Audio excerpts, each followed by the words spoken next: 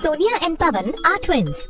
A few days ago, they have visited their uncle's place. After enjoying for so many days, today they have returned home. Their cousin, Puneet, elder son of their uncle, accompanied them back home. Puneet is elder to them and studies in college. After returning from their uncle's place, where they had endless fun, suddenly they remembered their monthly test is going to be held tomorrow at school. Oh Sonia, I am not at all prepared for tomorrow's exam. Please explain the chapter from which questions are to be asked in tomorrow's exam. Pawan, even I have not prepared that well for the exams. Shall we ask Puneet Bhaiya? Then both go to Puneet. Puneet Bhaiya, tomorrow we have an exam on motion and measurement of distance. Please explain it to us. Sonia, you start explaining. I will help if it is needed. Alright, I will try. Pawan, first we need to understand the measurement of distance. Okay, tell me, how much is this distance between our school and home?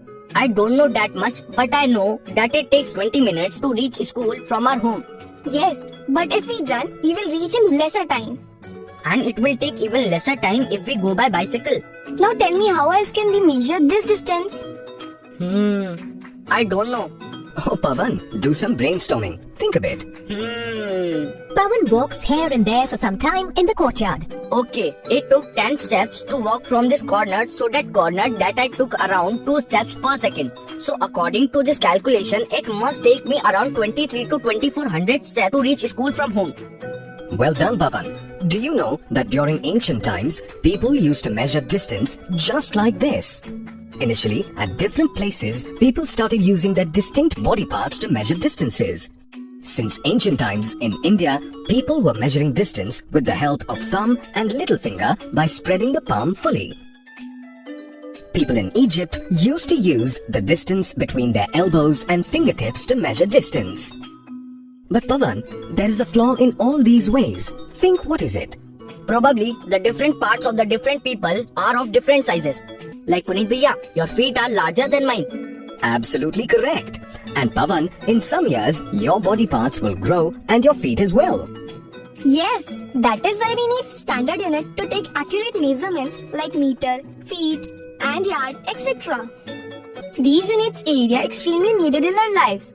Look, like the plots of our home and farmlands all are measured. We need such units which are same throughout the world to measure things like house walls, bed, the whole house and street precisely. Sonia, this is really good. When we take part in sports like wrestling and boxing, then our body length is also measured along with our weight. And we also solve questions related to length, width, etc. in geometry, that too according to units. But brother, I can't understand one thing. Who have invented these standard units of measurement and how? I know this only that the metric system was first used in France and now it's considered as a standard international unit system.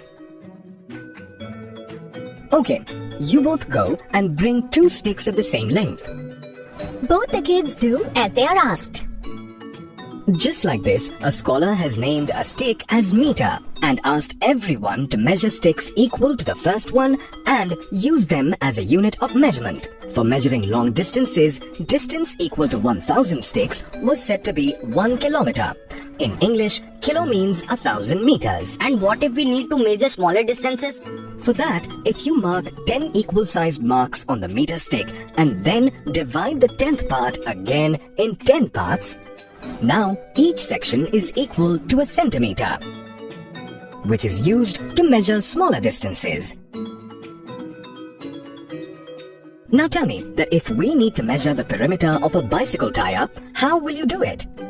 For that, I will take a spinning tops, thread and mark it with the help of meter stick. Well done, Pawan. I'm sure that you will perform well in your tomorrow's exam.